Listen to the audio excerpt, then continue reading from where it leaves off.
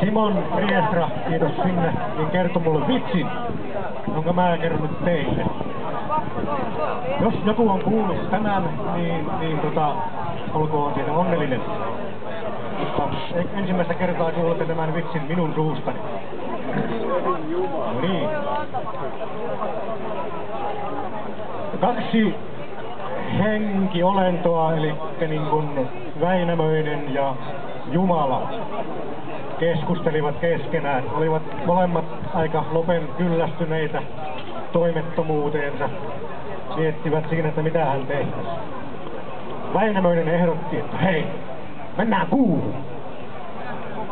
Jumala sanoi, että se on tylsää, ei mennä kuuhun. No sitten ne taas miettii kovasti, että mitä me sitten tehdään. Sitten Väinämöinen ehdotti, hei, mennään marssiin. Jumala sanoi, just kävin siellä, tosi tylsää, eikä mennä marssiin. No, ikävä paikka.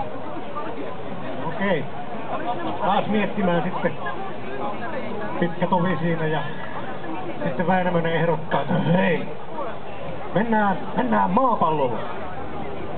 Jumala sanoi, ei voi, ei käy, ei käy. Väinämöinen sanoi, ei mennään vaan, siellä on kivaa, siellä on kaikkea.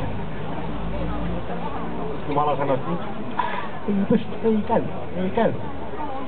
Väinämöinen kysyi, no miksi ei käy, kävis nyt.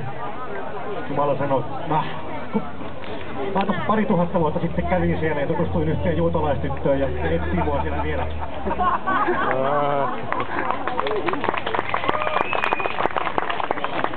Kiitoksia Simon Riestralle vitsistä.